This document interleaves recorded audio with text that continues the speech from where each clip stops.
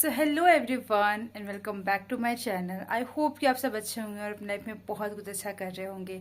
सो जी आज आज जैसा कि हम सब जानते हैं कि अभी चल रहा है हमारा महापर्व छठ पर्व का समय, और आज है खरना।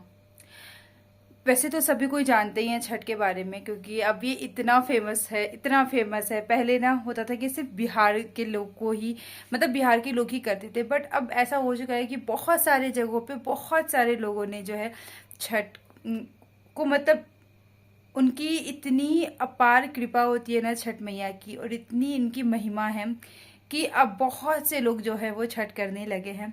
सो जिनको नहीं पता है मैं उनको बता दूं कि छठ पर्व जो होता है वो हमारा 4 दिनों का पर्व होता है। ये सबसे पहला जो होता है वो स्टार्ट होता है नहाए खाए से, यानी कि कद्दू भात के दिन से, जिस दिन नहा के और कद्दू की चीज़ें जो भी होती है, कद्दू चने की दाल वगैरह बहुत सारी चीज़ें, बेसिकली हम उसे कद्दू भात कहते हैं, वो खाई जाती है। दूसरा होता है खरना, जो कि है आज। आज जो खीर का प्रसाद होता है, गुड़ वाली खीर, उसका भोग लगता है छठ मैया को। और फिर कल होगा पहला अर्घ, जो संध्या अर्घ होता है वो। और परसों होगा फिर सुबह का अर्घ। और उसके साथ ही जो इस छठ महापर्व की जो है वो फिर समाप्ति होती है, यानी कि कल शाम के अर्घ में हम सब डूबते हुए सूर्य को अर्घ देते हैं, और जो सुबह का अर्घ होता है उस दिन उगते हुए सूर्य को अर्घ देते हैं। तो इसलिए कहते हैं ना कि हमारे हिंदू धर्म में जो होता है वो उगते सूर्य के साथ साथ डूबते हुए सूर्य की भी पूजा की जाती है। तो फिलहाल आज है खरना का टाइम। बहुत सारा ज्ञान मैंने दे दिया। बस ये मैंने इसलिए बताया कि जिन लोगों को नहीं पता हो उनको थोड़ा बहुत जो नॉलेज है वो इससे पता चल जाए। बाकी तो फिर वो बहुत सारे रिसर्च करके वो पता कर ही लेंगे कि क्या है छठ। सो आज अब मेरे यहाँ क्या है ना, जैसे मेरी मम्मी करती थी छठ, और मेरे घर पे यहाँ पर मेरे पति देव जी करते हैं। वो पिछले 20 सालों से छठ करते आ रहे हैं। बहुत मतलब छोटे थे ना तभी से उन्होंने वो स्टार्ट कर लिया था।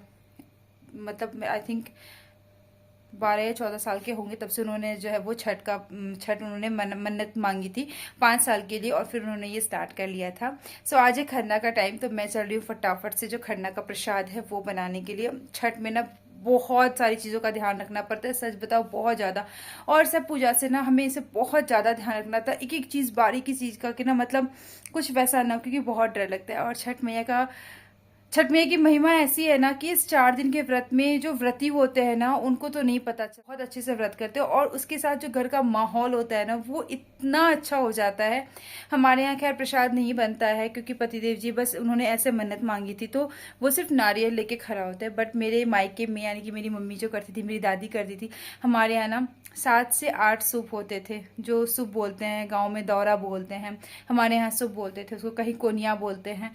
सो उससे जो है वो अर्घ कहते हैं, जितने आप जो भी आप मन्नत मांगते हो उसके अकॉर्डिंग फिर जो है वो 8 सूप टोटल मम्मी मेरी लेती थी। सो खैर अब तो मम्मी नहीं है तो वो सारी चीज़ें जो हमारी बंद हो गई। सो प्रसाद नहीं बनता, लेकिन पतिदेव जी नारियल लेके खड़ा होते हैं। बाकी सारा जो प्रोसेस होता है वो सेम होता है। तो चलो फटाफट से, बहुत सारी बातें होगी, अब मैं चाहती हूँ फटाफट से खरना का प्रसाद बनाने के लिए। आगे का जो भी पूजा होगा वो आपको देखने को मिलेगा। और अगर आपने मेरे चैनल को अभी तक सब्सक्राइब नहीं किया है, आप मेरे चैनल पर नए हो, तो प्लीज़ चैनल को सब्सक्राइब कर लो, वीडियो को लाइक कर लो, बेल आइकन प्रेस कर लो, ताकि आपको मेरे वीडियो की नोटिफिकेशन मिल सके। तो चलो फटाफट से स्टार्ट करते हैं प्रोसेस। तो यहाँ पर मैं बैठ चुकी थी जो भी खरना का प्रसाद है वो बनाने के लिए। ये स्पेशल जो चूल्हा है वो पूजा का ही चूल्हा है। और ये जस्ट बगल में जो आप लाल कर्टन देख रहे हो ना, इसके पीछे मेरा जो मंदिर है, पूजा घर है, वो है। तो मैंने सोचा कि यहीं पर खरना का प्रसाद बनाकर, और उसके बाद बगल में ही मंदिर है, तो यहीं पर अपना सारा जो पूजा का जो प्रोसेस है वो सारा कुछ हो जाएगा। क्योंकि इसके लिए ना अब यहाँ पे ऐसा होता है ना कि मैं नीचे नहीं बना सकती, या फिर क्योंकि रुद्र है ना, रुद्र बहुत परेशान करता है। और ये ना बहुत सोचना समझना पड़ता है कि कोई चीज़ें ना कोई मुंह में ना ले ले, कुछ जूठा ना हो जाए, कुछ गिर ना जाए इसमें। सो इसलिए पूरा जगह को अच्छे से साफ़ सुथरा करके और फिर जो भी हमें प्रसाद वगैरह है वो बनाना होता है। सो यहाँ पे मैंने सबसे पहले चूल्हा का जो पूजन है वो किया, और उसके बाद मैं यहाँ पर ये दूध जो है वो उबलने के लिए डाल रही हूँ। दूध उबल जाएगा, उसके बाद जो है ये खीर मैं बनाऊंगी।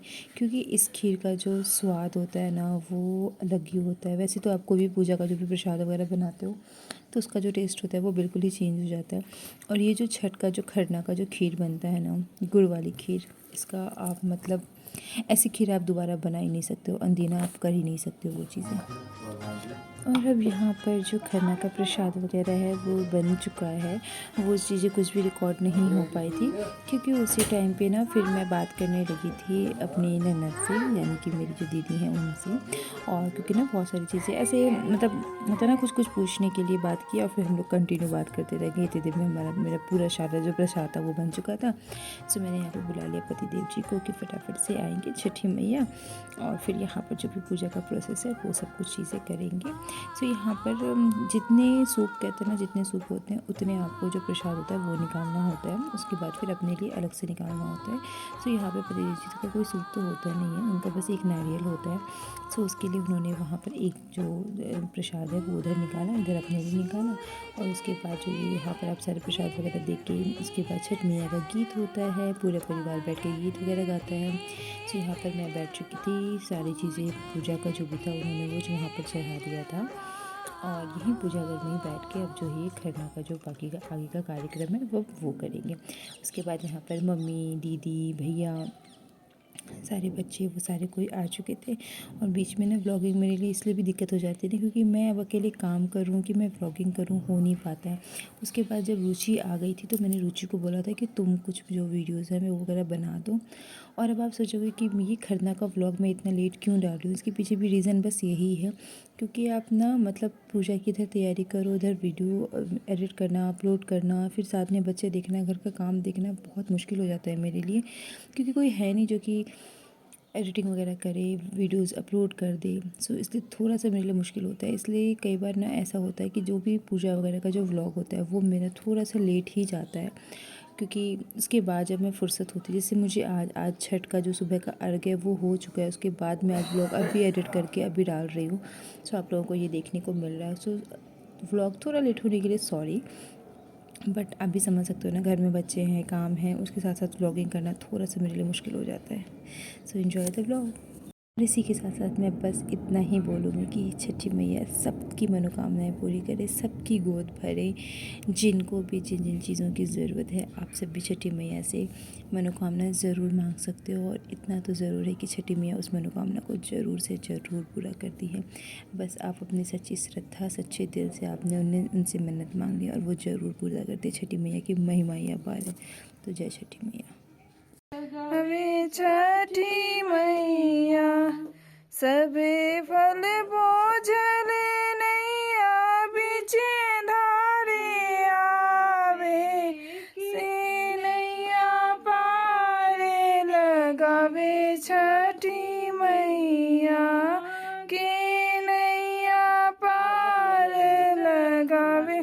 छठी मैया राम जी के लारा दीनानाथ पार लगावे। छठी मैया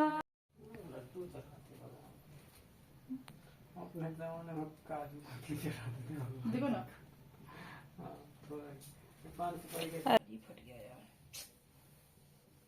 कैसे फट गया। इस सोच के दे रहे हैं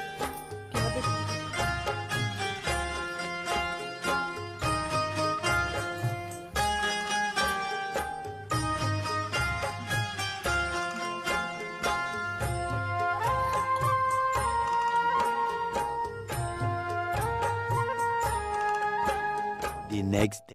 सो hey everyone, welcome back to my channel. और हो चुका है नेक्स्ट डे। कल आपने देखा खरना का व्लॉग। हाँ बेटा 2 सेकंड। कल आपने देखा खरना का व्लॉग और आज है पहला अर्घ यानी कि संध्या अर्घ का टाइम। तो हम सब हो चुके हैं रेडी और यहाँ पे रुद्र बहुत ज्यादा परेशान कर रहे हैं। तो अब चलती हूँ आपको सीधा घाट पे लेके क्योंकि हम सब हो रहे हैं बहुत ज्यादा लेट।